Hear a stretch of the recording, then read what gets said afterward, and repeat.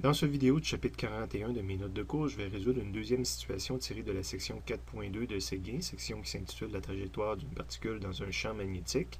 Il s'agit de la situation 2, un électron qui est maintenant en mouvement hélicoïdal et dont on peut prendre connaissance du libellé à la page 350. Après une première lecture, on s'aperçoit qu'on nous demande de reprendre la situation 1, mais dans le cas où il y a un angle de 60 degrés entre le vecteur vitesse et le champ magnétique au lieu d'un angle de 90 degrés. Donc au besoin, je vous demande d'aller revoir rapidement la situation 1. Évidemment, je vais rapporter des données ici qui étaient déjà fournies à la situation 1, le champ magnétique dans lequel on est.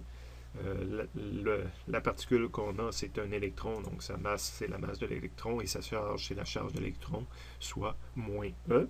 La vitesse qu'on avait, c'était 2 fois 10 à la 6 mètres par seconde. Mais cette fois-ci, il y a un angle de 60 degrés entre le vecteur vitesse et le vecteur champ magnétique. On cherche, comme tout à l'heure, le rayon de la partie circulaire de ma trajectoire. Et cette fois-ci, on me demande aussi le pas de l'hélice de ma trajectoire qui est au total hélicoïdal. J'ai dit de ma partie circulaire tout à l'heure parce qu'il va y avoir combinaison de deux choses, un cercle, et aussi je vais avancer selon l'axe Y. Bon, pour représenter un mouvement hélicoïdal, la meilleure vue, c'est la vue en perspective. Mais cette vue en perspective, c'est surtout pas celle que je demanderai à un étudiant de réaliser par soi-même en examen. Probablement que je fournirais cette vue en perspective-là. Il risquerait fortement de ne pas avoir tout ce qui est identifié présentement sur le dessin, puis ce serait à l'étudiant de l'ajouter tranquillement. Donc, j'ai montré le vecteur B dirigé vers l'axe des Y. On va montrer notre masse et notre charge dans un instant. La charge est déjà montrée ici, mais j'ai oublié d'identifier. Je n'ai pas encore identifié le M et le Q. Le vecteur vitesse est montré ici. J'ai ajouté M et Q. Et on voit qu'il n'est pas à 90 degrés. Dans la situation 1, le seul angle qu'il y avait, si on veut, c'était le V perpendiculaire, le vecteur qui est ici. Puis lui, si on analyse, si on arrive à bien voir la situation, le vecteur en bas ici fait 90 degrés avec B. Mais le vecteur qui existe, c'est pas le V en bas, c'est le V qui est ici, qui remonte un petit peu par rapport au plan XZ. Et il va rester 60 degrés entre ce vecteur-là et le vecteur B qui serait dans le même sens que le petit vecteur qui est ici. Donc, il y a un 60 degrés. Donc, il faut arriver à voir qu'on n'est pas tout à fait dans la même situation. Si j'aurais eu comme seul vecteur existant le V perpendiculaire qui est ici, la particule aurait tourné continuellement dans le plan XZ en bas. Les deux vecteurs qui sont ajoutés, c'est des vecteurs qui peuvent ensemble remplacer le vecteur V. Quand j'additionne V perpendiculaire plus V parallèle, ça me donne le V. Donc je pourrais effacer le vecteur V puis dire je vais faire le problème avec les deux autres vecteurs, puis ça va être plus simple un petit peu à analyser. Donc présentement, ma vue en perspective montre le B, montre M, montre Q, montre V, montre l'angle de 60 degrés. Je cherche le rayon. J'ajoute le rayon sur mon dessin, sur ma vue en perspective, et le pas de l'hélice entre deux rotations consécutives, je vais avoir avancé sur l'axe des Y, je le montre sur mon dessin. Concernant les autres vues, la vue de côté, ça va être purement informatif, je ne demanderai jamais ça à l'examen. La vue de haut, ça peut être intéressant parce que c'est elle qui nous permet de voir la force magnétique.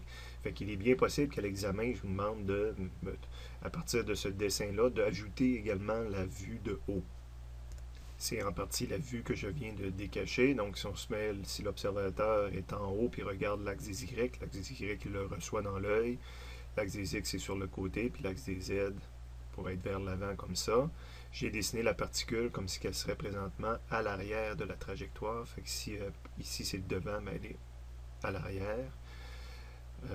On va rajouter le vecteur vitesse. Si elle est à l'arrière, la particule, puis qu'elle tourne comme ça, ben moi je perçois que le vecteur vitesse serait de cette façon-ci, tel que montré ici, et que le vecteur B, ben je le recevrai aussi dans mon œil d'observateur, donc il est sortant vers le haut. À cette heure que j'ai mis le V et le B, je pourrais dire où est ma force magnétique qui fait tourner cet objet-là. Donc, je vous invite à essayer d'appliquer la règle de la main droite. Je veux une force magnétique vers le centre, parce que c'est ça qui fait tourner, mais j'ai une particule négative, donc mon pouce devrait être vers l'extérieur pour un bras qui est dans le sens de V et pour des doigts qui tournent dans le sens de B. Prenez quelques secondes pour vous essayer. Moi, je l'ai fait, mon pouce pointait vers le haut, mais c'est une particule négative, donc la force magnétique va être vers le centre. tel que montré ici. Évidemment, ça implique aussi une accélération centripète. C'est ce qui fait tourner en rond. Cette vue-là me permet évidemment de bien montrer le rayon, mais ne permet pas du tout de montrer le D, ne permet pas du tout de montrer le 60 degrés. Donc, ça me permet d'illustrer ma notion de force magnétique qui crée un cercle, mais ne me permet pas de voir les autres paramètres. La vue de côté est très difficile à voir, pas nécessairement intéressante, à part peut-être pour le 60 degrés. Si vous arrivez à vous mettre l'œil sur l'axe Z, puis de regarder, l'axe Z perce donc votre œil, vous voyez de côté l'axe X, ben, on verrait un genre de mouvement de ce type-là. Puis en même temps, des fois, je verrais la particule grossir lorsqu'elle est plus proche de moi dans ce mouvement-là, puis rapetisser lorsqu'elle est plus loin de moi, lorsqu'elle est à l'arrière. L'intérêt, comme je vous mentionnais, c'est de bien voir qu'il y a 60 degrés entre B ou Y qui sont dans le même sens et le vecteur vitesse. Là. Fait que ça me permet de bien illustrer le 60 degrés. Ça permet aussi de bien montrer le pas. Mais c'est dur de réaliser qu'est-ce qui se passe là, réellement avec ce dessin-là. Évidemment, entre le centre et l'extrémité de l'une des diagonales, mon rayon apparaît. Donc, je n'aurais pas tendance à demander cette vue-là là, à l'examen. Mais il faut être capable de l'interpréter. Je pourrais toujours moi-même la fournir. Donc, j'ai un dessin pour discuter de la situation, j'ai mes données pour discuter de la situation et pour, entre autres, faire apparaître qu'est-ce que je cherche. Donc, ça va me prendre une formule pour obtenir le rayon. Et à la situation précédente, dans le résumé du chapitre 41, on utilisait le mouvement circulaire, on utilisait la formule qui était ici, mais ça, cette formule-là fonctionne directement quand V et B sont à 90 degrés, donc quand je tourne en rond.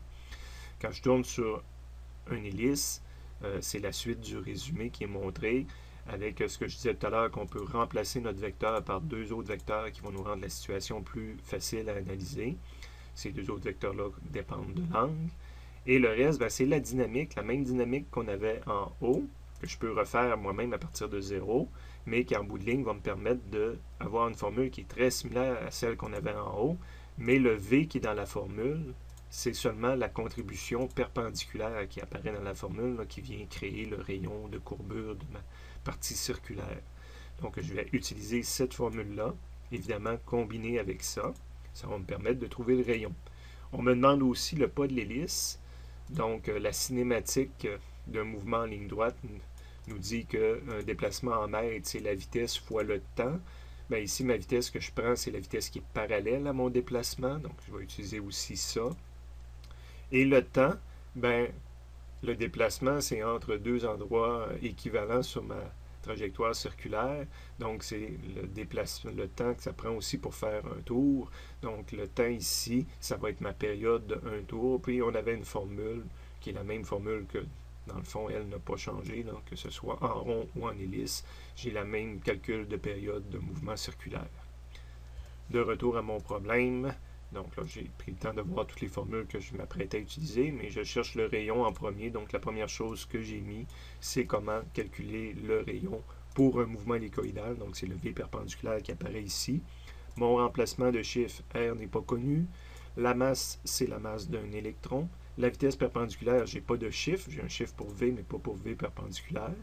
La charge, c'est la charge d'un électron en valeur absolue. Et le champ magnétique est connu, donc j'ai écrit une équation, deux inconnus. Mon inconnu de trop, c'est L. Donc j'ai une formule pour calculer le V perpendiculaire, donc tiré du résumé. Et ça demande de connaître le θ VB qui est connu. Donc cette formule-là, je remplace les chiffres. V perpendiculaire est égal à V, c'est un chiffre donné. Et sin 60 degrés, comme mentionné tout à l'heure. J'ai deux équations, deux inconnus. Je vais être capable d'obtenir la valeur de R. Deuxième point d'interrogation, le D, donc tiré du formulaire, ce qu'on est allé tout à l'heure, le D est égal à V parallèle fois la période.